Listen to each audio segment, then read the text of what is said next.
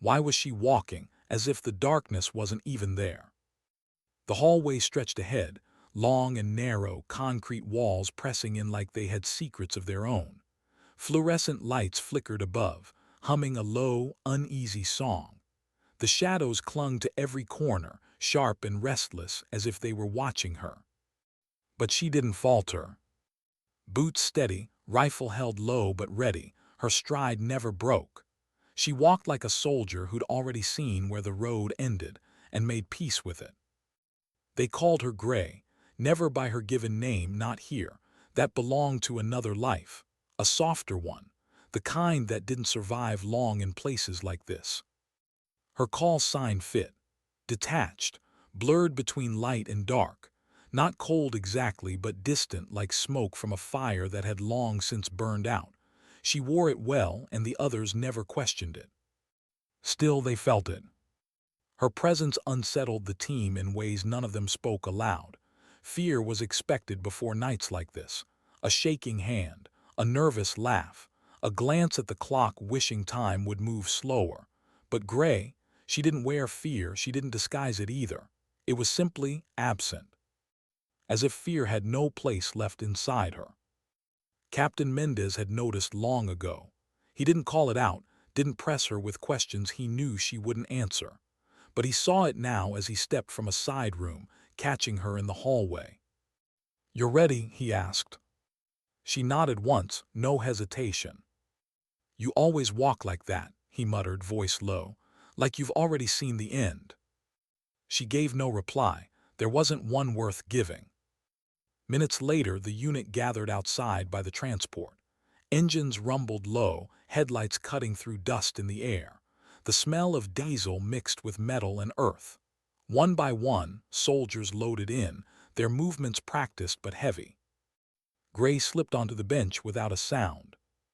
Across from her sat Corporal Harris, the youngest of the group, barely more than a boy. He forced out a laugh at his own joke, too loud, too sharp, as if sound alone could drown out what he felt. His eyes flickered, betraying him. Beside him, Private Ellis, the medic, pressed a worn photograph into her palm. A child's face smiled back at her. She held it like it could anchor her through what was coming. She didn't speak. She didn't need to. The transport lurched forward. Gravel crunched beneath the tires. The city fell behind, swallowed by distance and dark. Inside, the cabin vibrated with engine hum. The only light was a dim red glow, washing over the soldiers, faces like war paint. Gray leaned back against the metal wall, closing her eyes for a heartbeat. She felt every bump in the road vibrate through her spine, grounding her in the present. But memory had its own way of pulling. And tonight it pulled hard. A letter folded clean, tucked deep into her rucksack, hidden yet heavy. She had written it just hours earlier, before the briefing, before the map, before the silence in the room where no one quite met her eyes. It wasn't for command, wasn't for the unit, it was for someone long gone. Her brother. No one here knew his name. No one knew he wasn't military, wasn't part of this world at all. But he was the reason she had picked up a rifle. The reason she had stayed when walking away would have been easier. The reason she couldn't stop, not yet. The words on the page were simple, honest. The kind you only write when you don't expect to return. She hadn't decided if she wanted it found. But it was there, waiting, like a truth she wasn't ready to say out loud. Her fingers twitched against her thigh. She forced the thought back into its box. Ellis caught her eyes for half a second, offered the smallest of smiles. Gray returned it, barely, a flicker, but it was enough. Out here, those tiny exchanges mattered more than promises. The convoy slowed.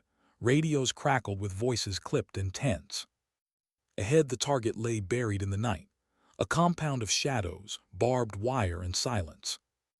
Gray checked her weapon, chambered around. The click was sharp, final. Her breathing steadied. Harris muttered under his breath, lips moving in a prayer. A child's prayer by the sound of it. One he hadn't said since he was small. Ellis tucked the photograph close to her chest one last time, whispering something too soft to catch. Mendez's jaw was tight, eyes fixed forward, steady but unreadable. The vehicle ground to a stop. The back door groaned open. Cold air rushed in, biting at exposed skin, smelling of dirt and dry leaves. Boots hit gravel.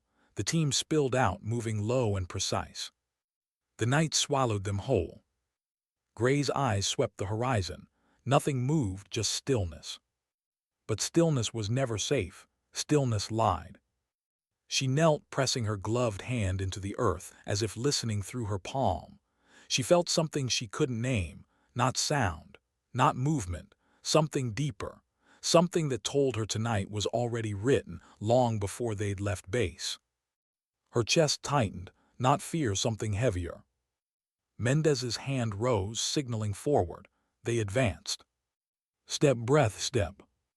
Each movement deliberate. The crunch of boots was the loudest sound in the world. The silence pressed in close, thick and watching. Gray's mind whispered truths she couldn't voice. She didn't fear dying tonight. What she feared was surviving. Because survival meant carrying more weight. Another ghost, another burden, another letter that would never reach the person it was written for. And as the compound loomed ahead, its wire fences glinting faintly in the moonlight, Gray tightened her grip on the rifle. Somewhere in the dark, the shadows were waiting. But she had already seen the end. And she walked toward it. Why did the silence feel heavier than the night itself? The compound rose ahead, its wire fences cutting the moonlight into sharp lines. Watchtowers stood like frozen sentries, their outlines black against the sky. No movement, no voices, not even the faint click of boots packing a platform. It should have been reassuring. It was. Silence, Gray knew, was rarely empty. Silence often meant eyes were already on you. She crouched low, her rifle angled steady. Gravel pressed through the knees of her pants, biting into skin. The earth smelled dry, metallic, as though it too was holding its breath. Mendez raised a hand. The squad froze. He scanned the compound through night optics, his jaw tightening. "Too quiet," Harris whispered, barely audible. His voice carried the tremor of someone trying not to hear himself speak. Gray's eyes traced the shadows, every gap between fencing, every flicker of light that might not be natural. Nothing gave them away, yet the weight of being seen pressed heavier with each second. Ellis shifted behind her, slow, deliberate, adjusting her pack straps. The small sound was deafening in the stillness. "Stay sharp," Mendez breathed into comms. His voice was calm, almost detached, but Gray caught the undertone. He felt it too. The team moved forward again, each step more cautious than the last. Gray's mind flickered back to something her brother once told her. Words spoken on a porch years ago, before life had hardened, before war had stolen her softness. "The quiet before the storm isn't peaceful, sis," he'd said with a grin too wide for his face. "It's the air warning you to brace." She hadn't understood it then. She did now. A distant hum broke the silence. Low, mechanical, not natural. Gray stiffened, head tilting. The others froze. It came from beyond the compound walls. A rhythm, faint at first, then swelling, rotor blades slicing the air. Helicopters, but wrong. The sound didn't match their own. "Eyes up," Mendez hissed. Lights flared across the compound. Towers lit, spotlights snapping awake. The silence shattered. Shouts echoed in a language Gray didn't recognize. Movement scrambled along the walls, silhouettes darting behind cover. The compound wasn't abandoned, it had been waiting. Adrenaline surged hot through her chest. Harris cursed under his breath, gripping his weapon too tight. Ellis pressed herself lower into the dirt, heart pounding loud enough for Gray to feel it. Mendez barked commands. The team spread, finding cover behind a rise of earth and broken concrete. Rifles snapped up, sights aligning. But Gray didn't fire, not yet. Her breath slowed, eyes narrowing on the movement inside the compound. Shapes shifted, shadows colliding with light. Soldiers, armed and alert, but their focus wasn't fully on the intruding team. Their heads tilted skyward, distracted by the incoming aircraft. Gray followed their gaze. Dark forms loomed above, twin helicopters unmarked circling like vultures. They weren't here for her team, not directly. They were here for something inside. Something the squad hadn't been told about. Her gut twisted. Command hadn't given them the full picture, again.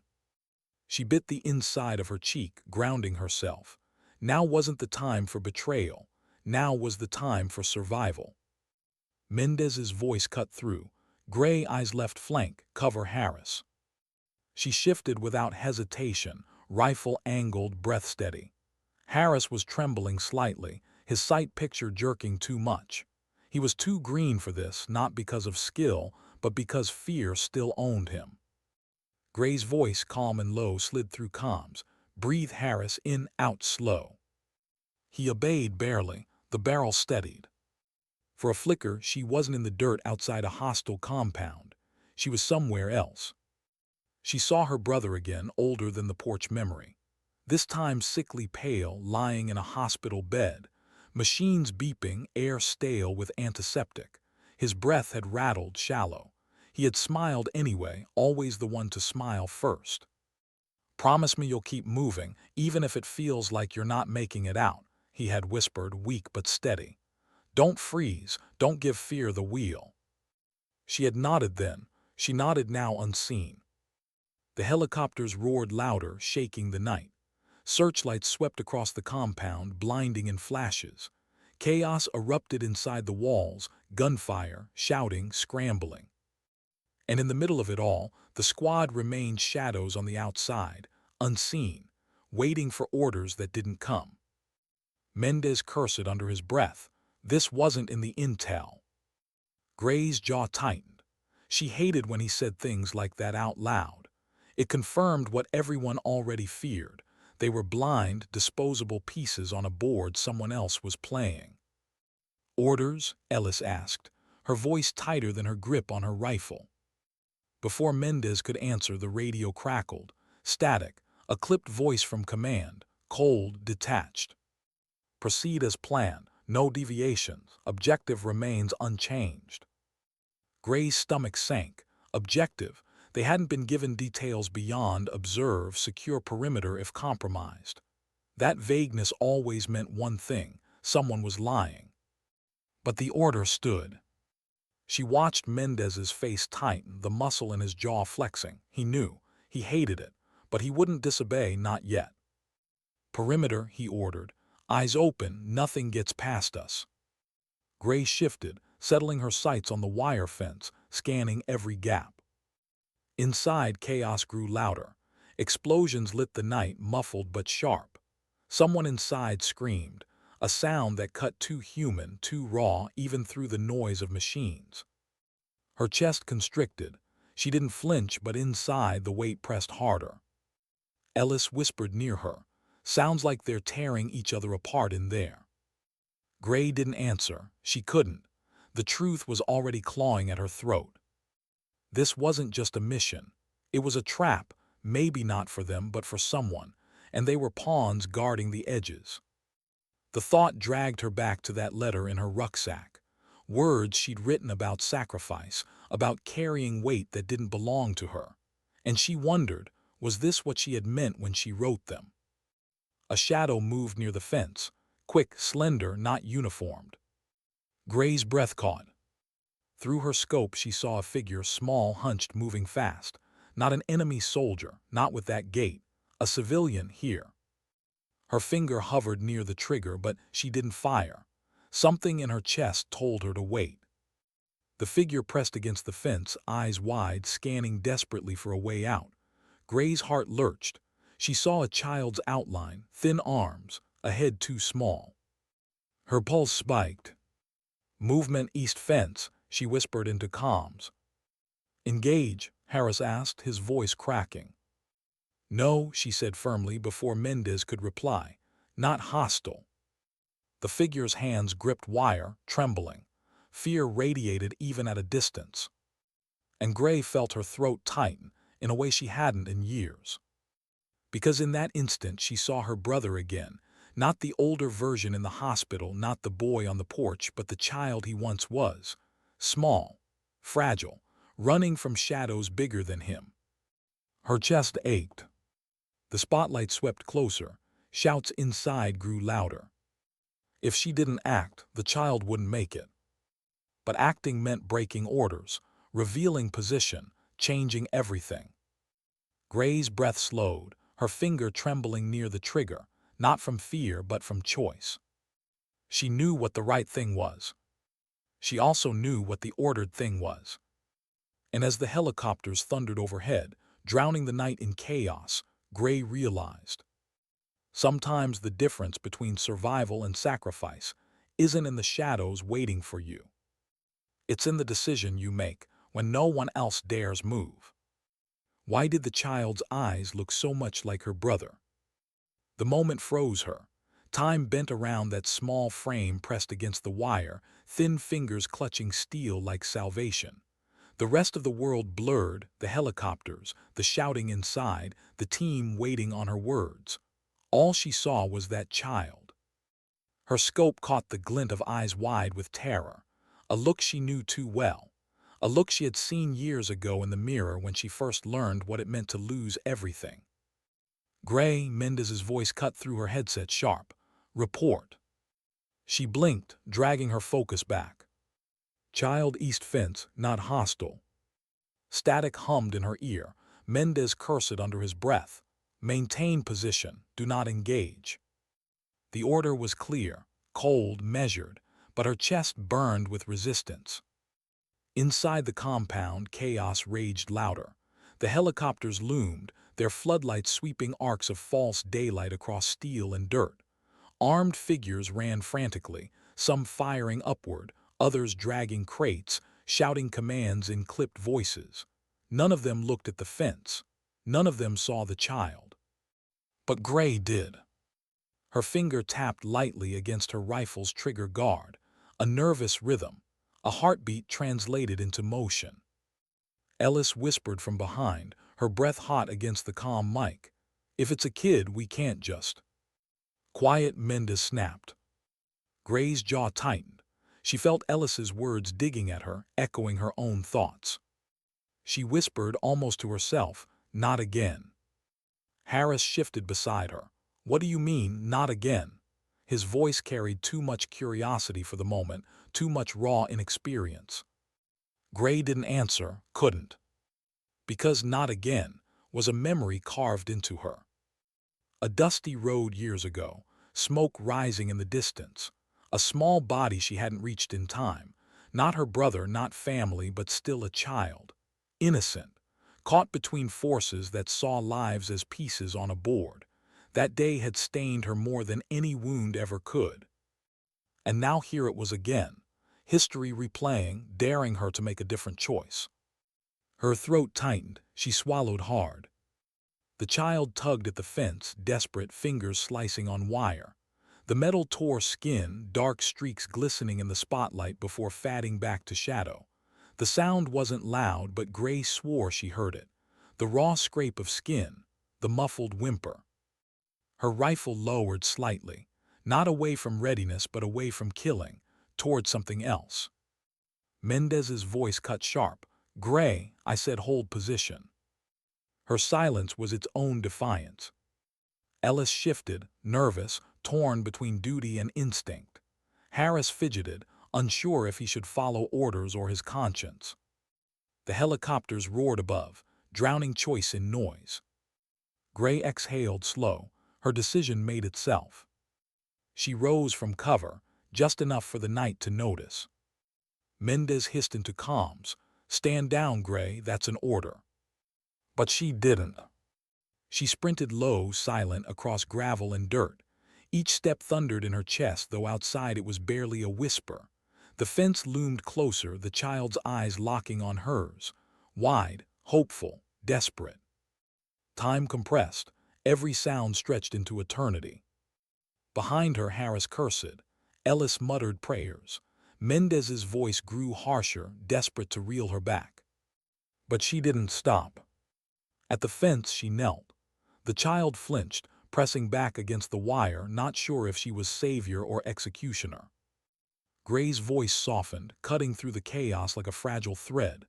"It's all right, I've got you." The child froze. Another explosion rattled the compound, shaking the ground beneath them. Spotlights veered closer. Gray reached into her vest, pulling a small blade. She worked fast, cutting through the wire, careful not to draw more blood from those small hands. Her fingers trembled not from fear but from the weight of memory. The porch, the hospital, the dusty road, her brother's voice echoing, always echoing, "Don't freeze." She didn't. The child slipped through, stumbling into her arms. Small body shaking, breath shallow. Gray held tight, shielding with her own frame. For a heartbeat, the war fell silent in her mind. Just her and this child, and a promise she didn't know she had been keeping. But reality crashed back fast. Spotlights swept across the field. Shouts rose louder. A gun cracked from inside the compound, wild, panicked. Bullets tore the dirt nearby, spraying grit against her cheek. "Gray, get back," Mendez barked. She didn't argue, she moved fast. Clutching the child close, she sprinted back toward cover.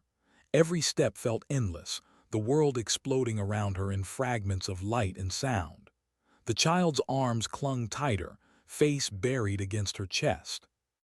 Bullets hissed past, gravel sprayed, the helicopters thundered like judgment above. But she kept running.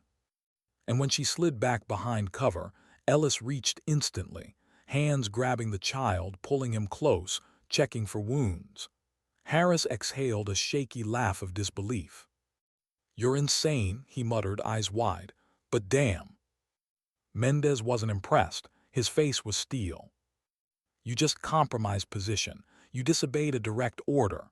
His voice was low, venomous. Gray met his eyes, unflinching. "There was a child. That's not the mission. It is now." The words hung heavy. Ellis glanced between them, torn. Harris kept quiet, fear of authority locking his tongue.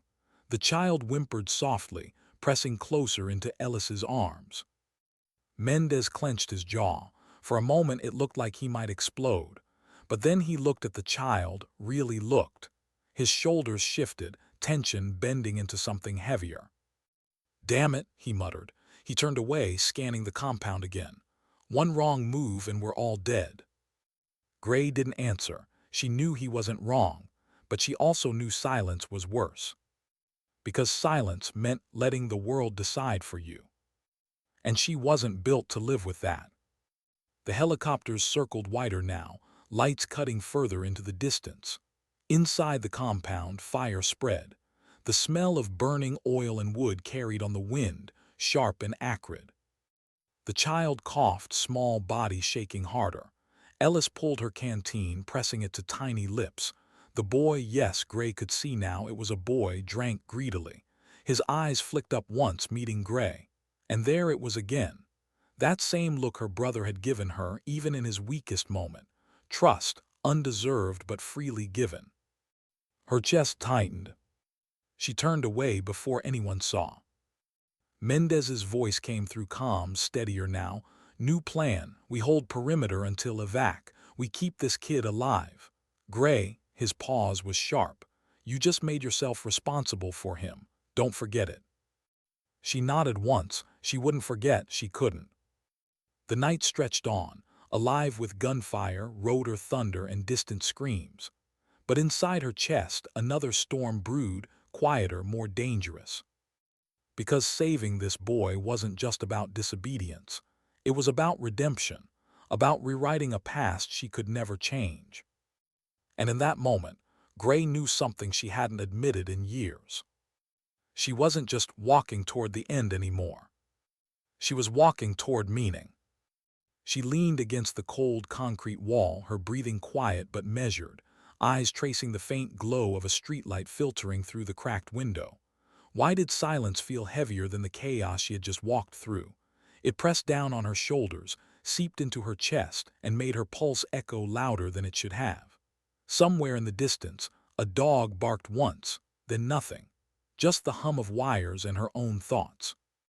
The mission briefing had been clear, almost too clear. The target zone was mapped, the entry points identified, the timelines etched into her mind like scripture. But none of that mattered now. What mattered was the unease gnawing at her gut. Something about this city felt alive, as if the walls themselves were watching. As if the mission wasn't just about maps and orders, but about being seen, being weighed, being judged.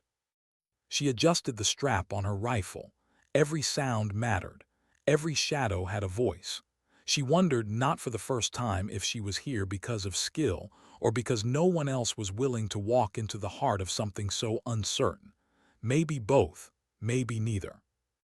A voice crackled softly in her earpiece, familiar, grounding. Status check.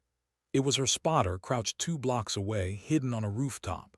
He was calm, detached, the kind of calm she wished she could imitate. She whispered back, steady enough to pass, holding, eyes open. But the truth, her chest ached with an old memory. She hated herself for letting it surface here, of all places. Her brother's last letter, folded and worn, tucked into the inner pocket of her vest. The words were simple, written in his rough hand. "You don't have to prove anything anymore." He had written that before his convoy went silent, before the desert swallowed him whole, before she had sworn she would never stop until she understood what it meant to carry on. The mission wasn't about the orders. It never had been. It was about walking into places where he no longer could. A metallic clang echoed outside, faint, distant. Too faint to be coincidence. Her grip tightened, but she stayed still. The hardest part of the job wasn't pulling the trigger. It was waiting, enduring the temptation to move, to act, when patience was the only weapon left. Her thoughts drifted back to the briefing table. They hadn't noticed when she walked in. She wasn't loud. She didn't fill the room with bravado the way others did. But she had noticed everything. The smirk of the lieutenant, the way one soldier tapped his pen nervously against the table, the silence of the old sergeant whose eyes told her he'd already seen enough wars to know this wouldn't be the last. They had dismissed her quiet, but silence had always been her weapon. The shadows listened. The walls remembered. She carried things they couldn't see. The radio cut in again. Movement, North Alley, small group. Her pulse steadied. She slid down against the wall, eyes narrowing to catch the faintest shift of shadows outside. There they were. 3 figures, not patrol, not locals. Too deliberate, too careful. Her instincts prickled. She could take them now, 1 shot, 2, 3, but her orders were clear. Observe. Gather. Don't engage unless there was no other choice. Orders she hated. Orders she understood. Her finger hovered over the trigger, but her mind whispered her brother's words again. You don't have to prove anything anymore. Still, every fiber of her being screamed that she had to do something. That waiting meant weakness. That silence meant letting the world write its story without her. And yet she waited. The figures passed, footsteps muffled in the dirt, shadows melting into deeper shadows. Gone like ghosts that had never been. She let the silence return, though it felt heavier than before. Her spotter spoke softly. You held back, not a question, a statement. She swallowed. That's the job. He paused, or maybe that's just you. She didn't answer, didn't have to, because deep down she knew both were true. The night dragged on, each minute stretching like a wire pulled too tight. The wind shifted, carrying the smell of smoke from somewhere unseen. Her thoughts wandered, not because she wanted them to, but because the mind always betrayed you when you needed it steady. She thought of home, the creak of the old front door, the way her mother would leave the porch light on even when no one was expected, little things that seemed louder now than any gunfire she had ever heard. She shook it off, forced herself back to the present. This city wasn't home. It wasn't safety. It was a labyrinth, and she was a shadow moving within it. Her radio hissed again. Clock's ticking, 10 minutes. 10 minutes until extraction. 10 minutes until she could leave this suffocating silence behind. And yet, she couldn't shake the sense that the silence wasn't done with her yet. Her eyes flicked back to the street. Empty, but emptiness never meant safe. It meant unseen. She pushed herself to her feet, slow, careful, every muscle coiled. She crossed to the doorway, paused in the frame, listening. Nothing but the faint hum of the city breathing. She stepped out, boots silent against the dust. The night pressed closer, as if the world itself wanted to see how far she was willing to walk with only shadows for company. And in that moment, as she moved toward the rendezvous, one thought looped endlessly in her head. Not a question, not an answer, just a truth she couldn't escape. She wasn't walking into safety. She was walking deeper into something she hadn't yet named. Something that would not let her go without taking a piece of her first. Why did the silence feel wrong now? Not the usual quiet she trained to embrace, but a silence that carried weight, as if it was waiting, judging, holding back something she couldn't see. She crouched low by the edge of the street, eyes tracing the geometry of light and shadow, the flicker of a lone street lamp struggling against the night. Every nerve in her body told her the city wasn't empty. It was breathing. The extraction point was only a few blocks away. Just a handful of turns, a short sprint, and she'd be in the black van that would whisk her back to the forward safe house. But her steps slowed instead of quickening. She couldn't shake the pull in her chest, the feeling that she was leaving something unfinished behind her. The radio hissed softly. 3 minutes, don't be late, her spotter whispered. His voice was calm, but underneath she caught the faint trace of something else. Fatigue, worry, or maybe the same quiet dread twisting in her own gut. Her hands brushed the fabric of her vest. The letter was still there. The one she never showed anyone, never even read fully without stopping halfway because the words hurt too much. Her brother's voice on paper. You don't have to prove anything anymore. But here she was, in a place that had nothing to do with proving something to command or to the mission. It was about carrying him forward, or maybe dragging herself further into the shadows where he'd been lost. Her boots whispered against the broken pavement as she slipped through the alleys. Somewhere to her left, a door slammed. She froze, pressed against the wall. A child's laugh followed, sharp, out of place, then gone in an instant. She clenched her jaw. War zones were never silent. Life always found a way to spill through the cracks, even in ruined streets. She forced herself forward. 1 block, 2. The extraction van's faint outline was visible now, matte black, tucked under a dark awning, engine purring low. She exhaled but didn't step into the open. Something in her kept her rooted where she was. And then she saw it. Not movement, not sound, just absence. The alley 2 doors down should have had a guard. An old man she'd noticed earlier, sitting on a stool, muttering to himself. He'd been there every night according to the intel briefs, a fixture in the street. Tonight his stool was empty. Her stomach tightened. She whispered into the mic, "Hold, something's off." Her spotter cursed softly. "You've got seconds, not minutes. Decide." She scanned the shadows. Nothing obvious. No flicker of rifles, no glint of eyes, just that suffocating silence again. Her breath caught as a memory bled through, one she hadn't let surface in years. That day on the ridge when she and her brother had been pinned down. The silence before the shelling started. He'd known somehow. He had looked at her with that calm that broke her in ways no explosion ever could. "Stay low, don't move until I say." She had listened. She had lived. He hadn't. She bit her lip, hard enough to taste iron. Was this that moment again? Another silence before something too large to escape. The van door slid open. A hand waved. "Move." Her legs obeyed before her mind could argue. She sprinted, every muscle burning, the letter pressed hard against her chest. The air felt thick, the ground too far away, time stretched and fragile. And just as she dove inside the van, the silence broke. Not with gunfire, not with explosions, but with a sound far worse. A child crying. Not fear, not pain, just lost, alone, the kind of cry that slipped through defenses and found its mark in the softest part of you. She froze halfway into the van. The others inside barked at her. "Go, we have to go," but she couldn't move. Not yet, not with that sound clawing at her ribs. Her spotter's voice in her ear, urgent now. We don't have time for this. Stay focused. But she couldn't. Not when she remembered the porch light her mother left on every night. Not when she remembered her brother's laugh, rough and unpolished, echoing across the ridge before everything turned to fire. Not when she remembered that last letter. She turned slowly, against orders, against reason. The van driver cursed, pounding the wheel. "We're leaving if you're not in." "Then leave," she whispered, more to herself than anyone else. She slipped back into the street, boots sinking into dust. The crying was faint now, coming from the alley where the stool was empty. Her rifle felt heavier than ever, but her hands didn't tremble. Every instinct screamed at her to move fast, but she moved slow, careful.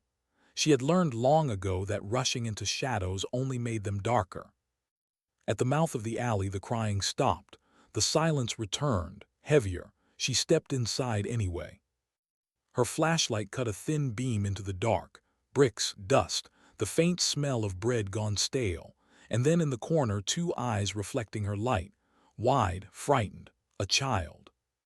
No older than 7. Her chest tightened. Her mind fractured for a moment, the mission, the van, her brother, her orders, the weight of everything she had carried until now. She wanted to move forward, to kneel, to speak, but she couldn't. Her throat was locked. The child blinked, silent now, just staring. Behind her, the radio crackled one last time. Her spotter's voice, low and almost defeated. "You're not coming back, are you?" She didn't answer, couldn't. Because in that moment, she knew the truth. This mission was never about extraction, never about the van, never about leaving. It was about stepping into the silence others couldn't face. Her light trembled as her hand lowered, her heart thundering in her ears. The city seemed to close around her, pressing, waiting for her choice. And the shadows, once again, were watching. Why did the child's eyes look so familiar? That was the first thought that froze her where she stood, beam of her flashlight slicing the dust-heavy air. They weren't her brother's eyes. They weren't hers. And yet, something in them carried the same silent question she had asked herself 1,000 times. Why am I still here when others are not? Her breath slowed, but her chest hurt with every inhale. The city was too still, too watchful. She lowered her weapon, palms open, though her instincts screamed against it. She had seen how quickly stillness could turn to chaos, how innocence could be used as bait. But something in the curve of the child's shoulders, in the way they hugged their knees, whispered that this was real. Behind her, the city hummed faintly, wires buzzing, a dog barking in the distance, the far-off thud of boots on stone. The van was gone now. She knew it without turning. No roar of an engine, no retreating lights, just the silence pressing harder. She crouched low, voice softer than she thought it could be. "It's okay." The words sounded strange, fragile, as if speaking them here risked breaking the thin glass of the night. The child didn't move, didn't blink, just stared at her like she was both danger and salvation. Her radio hissed once, then cut. Dead air. She was alone now. For a moment she thought of her mother again, the porch light, how she used to wait at the edge of the gravel driveway, pretending not to care, pretending not to look, and how the light always stayed on, no matter how late her brother stumbled back from wherever he'd gone. A promise carved into something as ordinary as a bulb and a wire. "You are not forgotten." She felt the weight of the letter in her vest again, a reminder, a wound. Her hand reached out slowly, fingers trembling now despite her training. "Come with me," she whispered.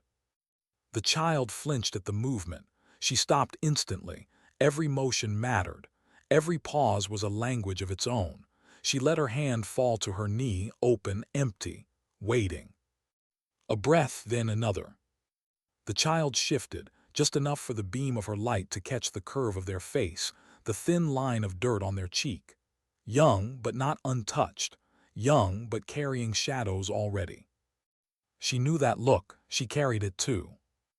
Her ears caught a new sound, faint, deliberate. Footsteps.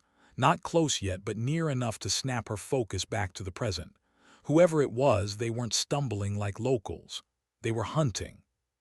Her body tensed. She should move, should pull back, should disappear with the child before it was too late, but the child still hadn't moved. Her voice broke into two whispers, one meant for the child, one meant for herself. "Please, we don't have much time." The child's lips parted just slightly, but no words came. Only a breath, shaky and uneven. Then finally, small fingers uncurled from their knees. A hand, hesitant, fragile but reaching. Her chest clenched as she took it, careful, like she was holding something made of glass. The skin was cold, the grip weak, but it was real. She pulled the child close, tucking them against her, and slid back toward the wall. The footsteps were clearer now, 2, maybe 3. Boots. Slow, searching. She killed the flashlight, letting darkness wrap around them both. Her eyes adjusted, her other senses sharpening. The child trembled against her side, silent but shaking. She whispered so low it was almost a breath, "Stay still. Don't move until I say." Her brother's words, echoing back through years, through fire, through loss. The boots paused outside the alley. She held her breath, pressed flat against the stone, the child's heartbeat fluttering against her ribs. Shadows shifted against the faint light from the street, long and patient. One voice low in a language she didn't fully understand. Another answered sharper. They were arguing. She caught fragments: patrol, search, empty. Then silence again. The shadows lingered, testing, listening. Finally, the footsteps moved on. She exhaled slowly, her lungs burning. The child didn't move, didn't loosen their grip. The silence returned, but it wasn't the same silence. Not heavy now, not suffocating, it was different, alive. She stayed still a long time, counting the seconds, until her body ached from holding so much tension. Only then did she whisper again, "We have to go." The child nodded, barely. She rose, careful to keep her steps soft, guiding the small hand in hers. The streets felt wider now, emptier but not safe. They never would be. She moved anyway. One step, then another, weaving through alleys, shadows clinging to her like an old uniform. Her radio sparked back to life suddenly, the static so loud in the silence that the child winced. She pulled the earpiece closer. A voice, not her spotter, someone else, the driver maybe. "We waited. We couldn't stay. You're on your own now. God help you." She closed her eyes, not in frustration, not in fear, but in acceptance. Alone had always been part of her story. She had carried it long before this mission. But she wasn't alone now, not entirely. The child's hand tightened around hers, small but insistent. And for the first time in a long while she felt something she didn't expect. Not anger, not loss, but purpose. Not for the mission, not for command, not even for her brother. But for this moment, for this life she now carried in her hand. The night stretched on, uncertain and endless. The city whispered, the shadows followed, and still she walked. Because sometimes silence wasn't a void. Sometimes silence was a vow. And she had just made hers. Why did every street feel like a question tonight? Gray led the child through the twisted alleys, boots scraping gravel, heart drumming in her ears. Above them the city slept fitfully, lights flickering through broken windows, shadows pooling in the corners. The child didn't speak, didn't ask questions, only kept close, small fingers woven through hers. And though the night air was sharp and cold, the weight of responsibility pressed heavier than the chill. The extraction had failed. The van gone. The team scattered or gone, she didn't know which. And somewhere deep inside, she understood that whatever waited at the rendezvous, whatever plan had been drawn on a map by someone far away in a safe office, had crumbled the moment she chose the child over orders. She didn't regret it, not yet. The city opened into a broader street, wider, lit faintly by the glow of a single overhead lamp. A distant sound reached her, voices, metallic footsteps, soft but deliberate. Her pulse tightened. They weren't far, moving with purpose, scanning, alert. The child whispered finally, voice small and trembling, "Are they going to hurt us?" Gray knelt quickly, hands firm on their shoulders. No, not if we're careful, but we have to keep moving. Quiet, yes. The child nodded, blinking rapidly, cheeks damp with sweat or tears, maybe both. She pressed a hand to their back, feeling the small spine quiver against her palm. She remembered something from years ago. Another mission, another child, another choice she hadn't made. The regret was sharp, still lodged in her chest. That memory had carved her into the soldier she had become. Every careful movement tonight was a tribute, a penance, and a promise rolled into one. Movement ahead. Two figures, shadows stretching unnaturally long under flickering streetlights. Not soldiers, not civilians, but the cadence of their steps carried authority. They scanned the street as if it were theirs, fingers brushing weapons with practiced ease. Gray crouched lower, pulling the child down behind a dumpster. Dust and rubble rose in the faint breeze, coating their boots. She pressed a finger to her lips, and the child mimicked the gesture, wide-eyed, breathing shallow. Time slowed. Every second stretched, heavy with possibility and threat. One of the figures stopped, the other kept moving, shadows spilling across the pavement. Gray's heartbeat was deafening in her ears. Her hand hovered over the rifle, but she didn't raise it. Not yet. The figure paused directly in front of the alley. Gray counted the seconds, felt the tension coil in her chest. A slight tilt of the head.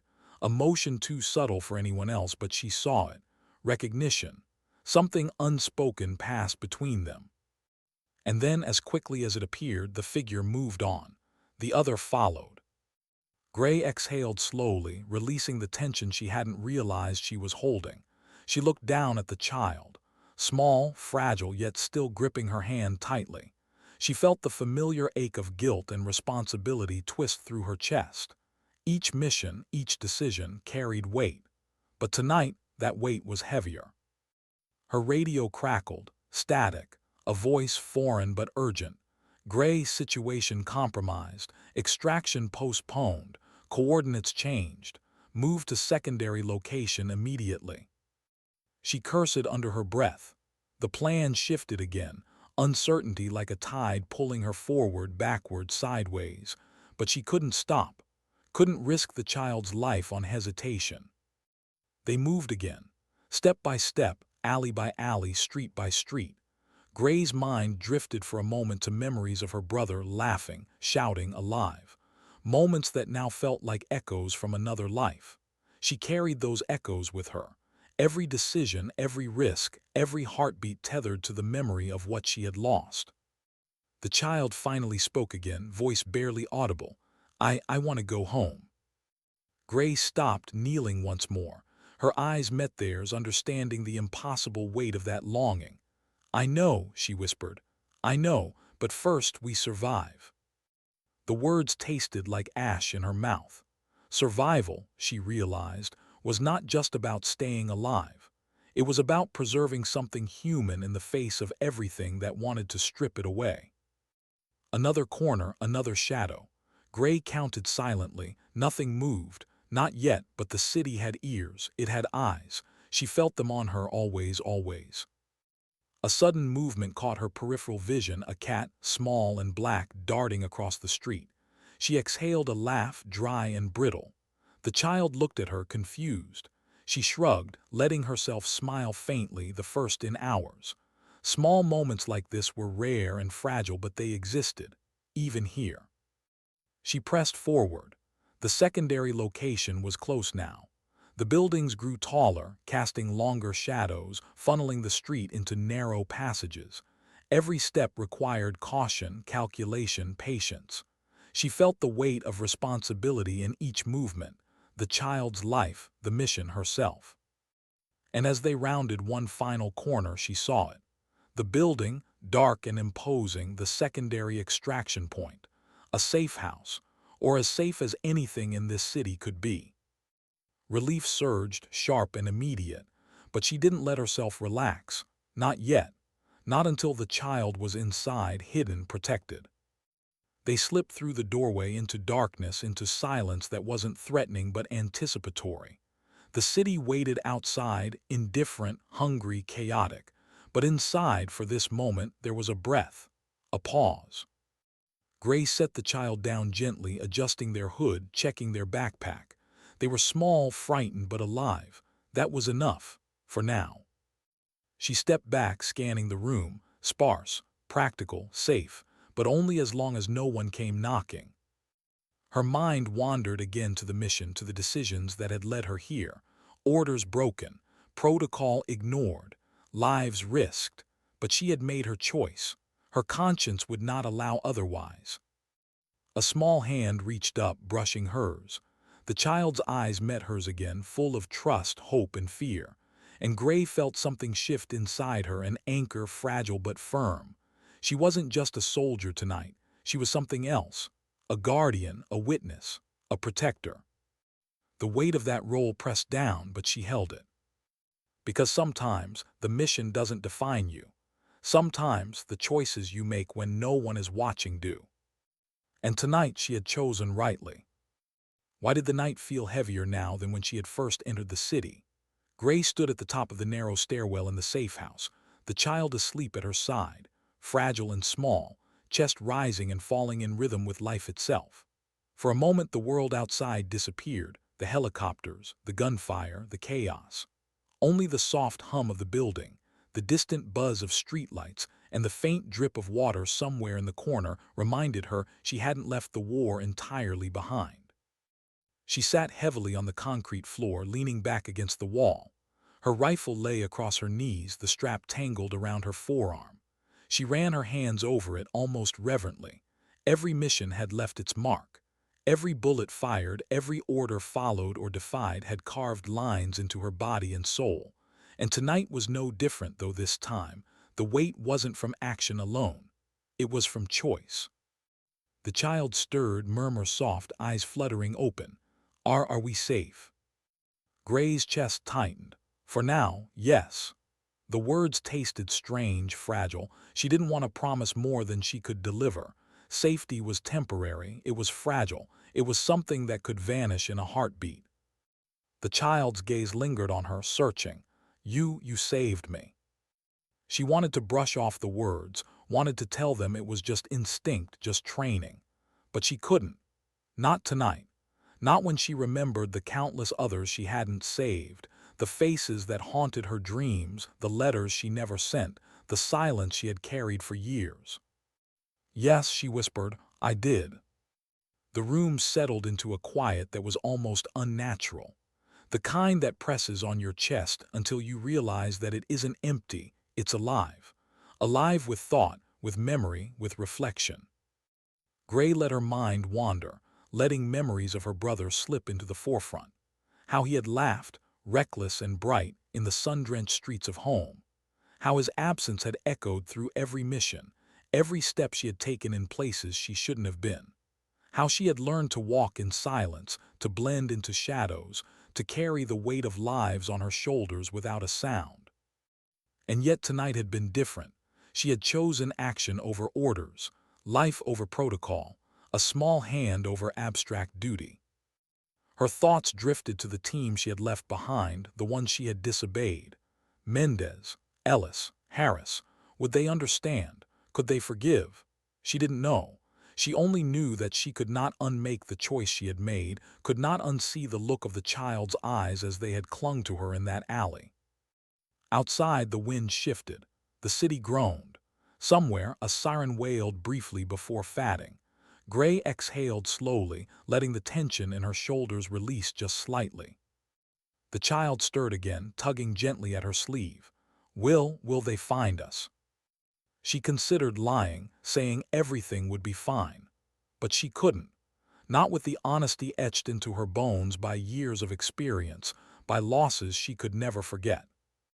They might, she said softly, but we'll keep moving step by step, you and me. The child nodded, too tired to respond further. Gray lowered her head against the wall, letting her eyes close for a moment. Her mind replayed every decision, every moment, every step that had led her here. The chaos, the fear, the small victories, the loss, the weight of responsibility that never truly left her. A slow smile touched her lips, bitter but genuine. Not because the night was over, not because safety was guaranteed, but because she had made a choice that mattered. She had acted. She had not been silent. The memories pressed closer, the voice of her brother whispering again in her mind. You don't have to prove anything anymore. She had proved nothing to anyone except herself. And in doing so, she had reclaimed a small fragment of what had been lost, not just for the child, not just for the mission, but for herself. Gray's eyes opened. She gazed at the child asleep, breathing gently. The city outside remained restless, unaware, uncaring. But here, in this moment, they had a chance. A fleeting, fragile chance. She leaned back, letting herself rest, knowing that every choice, every step, every shadow she had walked through had brought her here. That survival wasn't just about staying alive. It was about holding on to something human, even in a world that tried constantly to strip it away. The night stretched on, heavy, quiet, alive. And for the first time in a long while, Gray felt the possibility of something beyond duty, beyond orders, beyond shadow. Redemption wasn't a grand gesture. It was a decision. A quiet act of courage that left no one cheering, no medals given, no recognition. Sometimes dignity doesn't speak, it simply acts. She closed her eyes again, feeling the weight of the night lift just slightly. The child's soft breathing, the faint hum of the city, the cold concrete beneath her, all of it grounding her, tethering her to the fragile, imperfect reality they had survived. And as the darkness pressed against the windows, as the wind whispered secrets of the streets outside, Gray understood, finally, that walking through shadows didn't mean surrendering to them. It meant carrying light quietly, fiercely, wherever it was needed. A hand rested on the child's shoulder. She stayed like that for a long while, still, silent, letting the world exist around them, waiting, breathing, remembering. The night would end, as all nights do.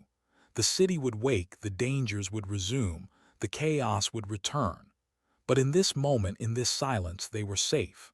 Not forever, perhaps, but enough to remember what it meant to act with purpose, to choose life over orders, to carry another's trust with nothing but resolve and care. Gray's eyes opened one last time to the faint light creeping through the broken blinds. The shadows had not left. They never would. But she had walked among them and emerged not broken, not defeated, stronger, determined, alive. And as the first hint of dawn touched the rooftops, she whispered softly to herself, the words more for her than anyone else. Sometimes survival isn't enough. Sometimes living with courage is the only victory that matters. The child stirred again, shifting in sleep. Gray adjusted the blanket, tucked them closer. She rose quietly, her rifle across her shoulders, and moved to the window. She gazed at the awakening city, streets glinting with wet light, smoke rising faintly from distant chimneys. The world was relentless, but she had made it through the night. And that was enough. The shadows remained, but she had walked past them, and she would continue to walk. Because some things worth fighting for are not written on maps, not dictated by orders, not measured in accolades. They are measured in choices, in courage, in the quiet, steady act of carrying hope forward when the world would rather you remain silent. Gray inhaled deeply and stepped into the day.